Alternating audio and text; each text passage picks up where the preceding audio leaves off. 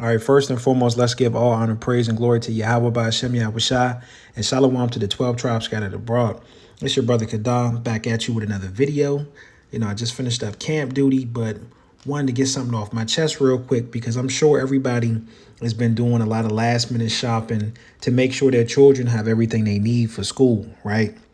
You got the clothes, the pencils, notebooks, and all that good stuff.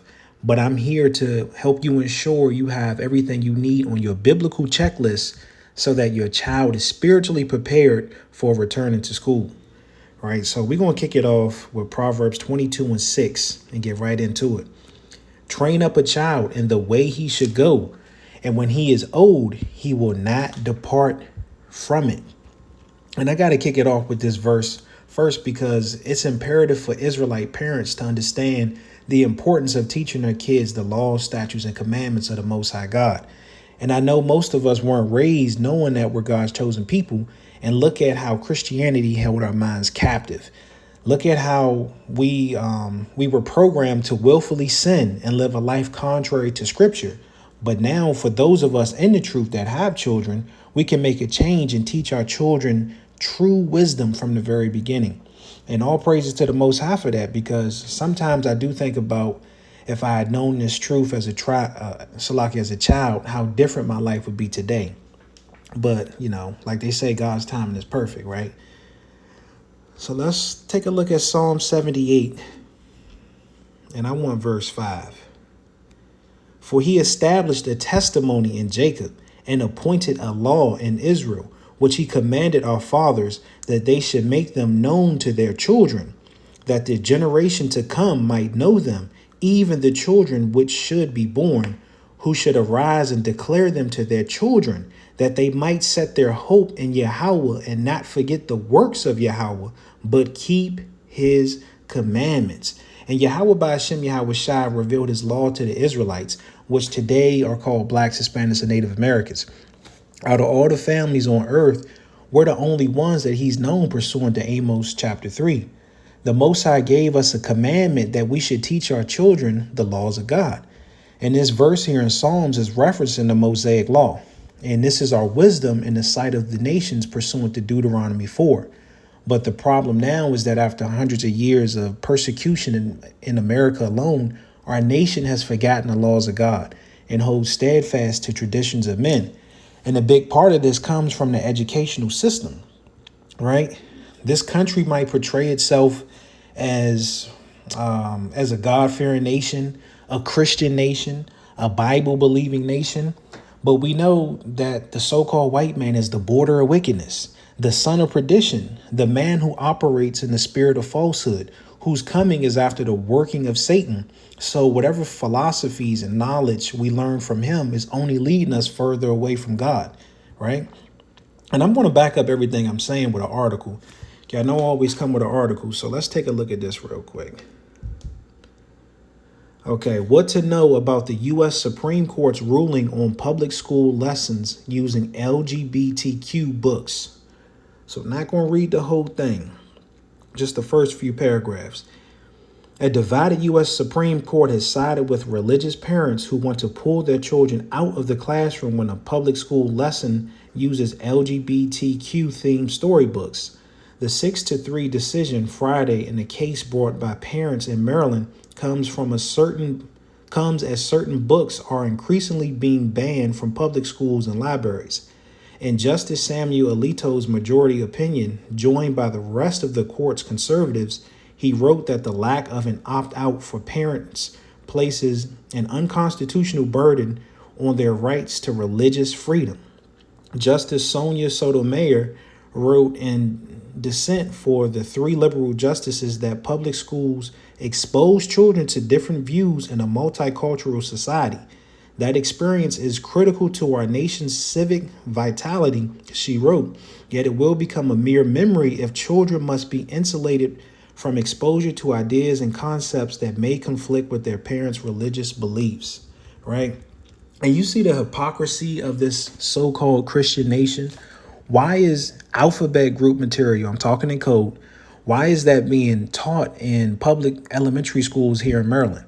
And this isn't only in Maryland, though. It's been happening all over the country, and homosexual acceptance and beliefs is being forced into the minds of the youth. Now you can see why it's important to read Proverbs 22 and verse 6, because Esau and his educational system is introducing some of the most detestable sins to the minds of Black, Hispanic, and Native American children. And as an Israelite parent, it's your job, according to the law, to teach your kids the commandments so they can truly understand right from wrong, so that they can combat Satan with the word, just like Yahweh Shai did when he was tempted. And let me get some words of wisdom from the Apocrypha real quick. Let's go to Sirach.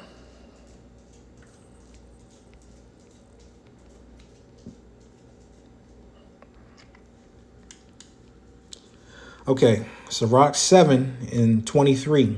Hast thou children? Instruct them and bow down their neck from their youth. And you see that? It's a lot of wisdom in the book of Sirach, and it's also known as Ecclesiasticus. This verse is playing upon tables, but to break it down even further, we can go to the Torah, because remember, man shall not live on bread alone, but every word that proceedeth out of the mouth of the Most High.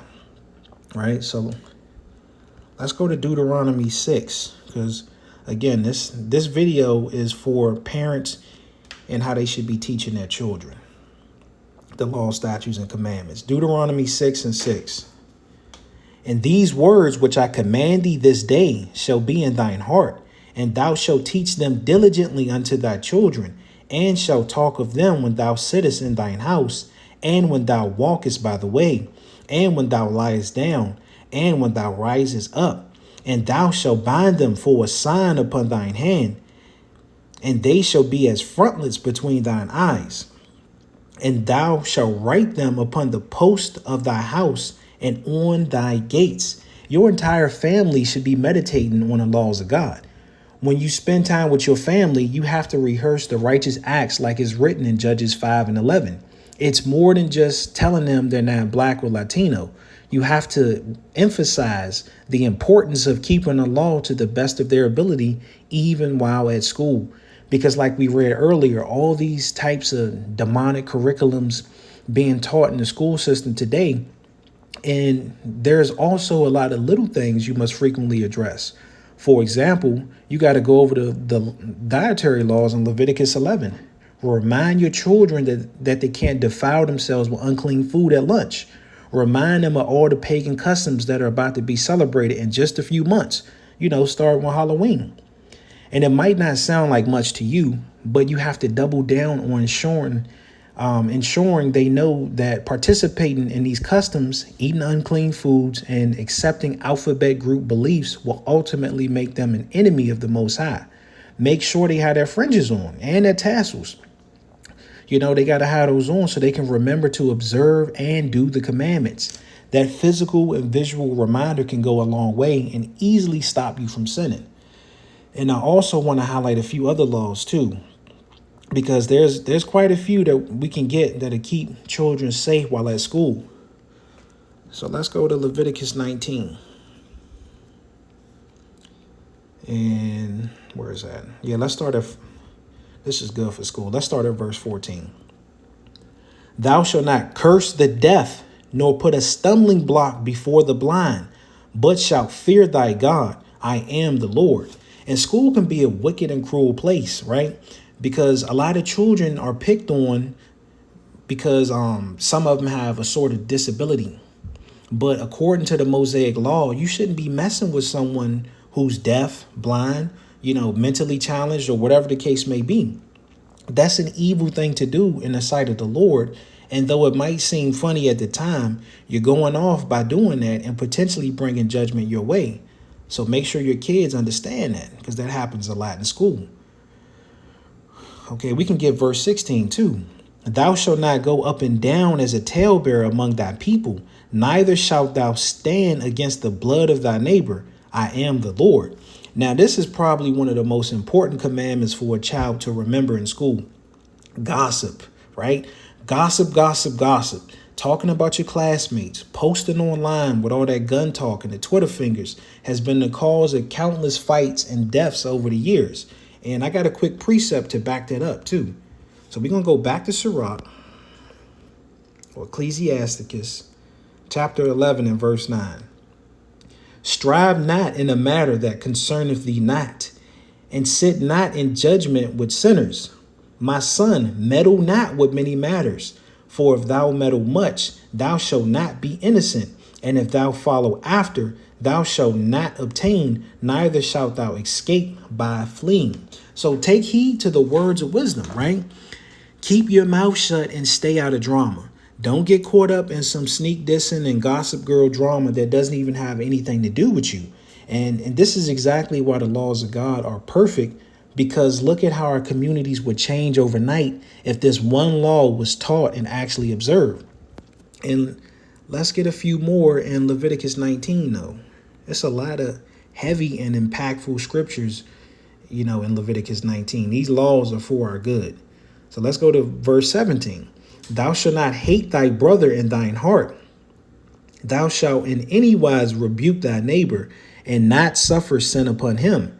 Thou shalt not avenge nor bear any grudge against the children of thy people, but thou shalt love thy neighbor as thyself.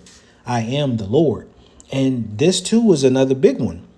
This is how you love your neighbor, by not bearing hatred in your heart, by not holding grudges, by not trying to get revenge. If you got a problem with another Israelite, try your best to talk things out and practice forgiveness. These are some extremely important laws that Israelite parents have to discuss weekly and probably even daily with their children to keep them safe from fights and all sorts of drama in school. And another major stumbling block I want to address for Israelites, Israelites in school and conversations that parents got to have with their children is none other than sports. So let's take a look at the New Testament and get a precept on that. What is it? 1 Timothy 4. 1 Timothy chapter 4 and verse 8. For bodily exercise profiteth little, but godliness is profitable unto all things, having promise of the life that now is, and of that which is to come. Verse 9. This is a faithful saying, and worthy of all acceptation. Excuse me. So here, I want to make this clear. There's nothing wrong with working out and playing sports, but it does become a problem when you put that before serving the Most High God. Parents must remind their children that we're living in the last days. And I know it's a difficult conversation. It's very uncomfortable, but they have to understand the times that we're living in. So don't try to store up treasures here on earth. You trying to make it to the NFL or the NBA in the future is nothing more than a distraction. Now, you can participate in sports for fun, and that's cool. But missing holy days to go to practice or play in a game, practicing for countless hours per week, but you're not studying the scriptures and having this false hope that the world will not end soon will ultimately get you caught up. And again, it's the parents' job. It's the parents' job to remind their kids of these things, because in school, your Israelite children will be amongst the congregation of the spiritually dead. They don't know what's going on. And they'll be talking to your child all day long about worldly beliefs, and that could affect your child's beliefs over the course of time. So remember, stress the importance of laboring for the kingdom and doing what's right in the sight of the Lord. Don't worry about the false hope that Esau is promising to give you via becoming a professional athlete. You got to explain to your child the reward of enduring until the end. You know, how we'll receive our incorruptible crowns from Yahushua, like it's written in 2 Ezra chapter 2. How we endure to the end, we can enter into everlasting life. How we'll have the power over other nations and rule them with the rod of iron.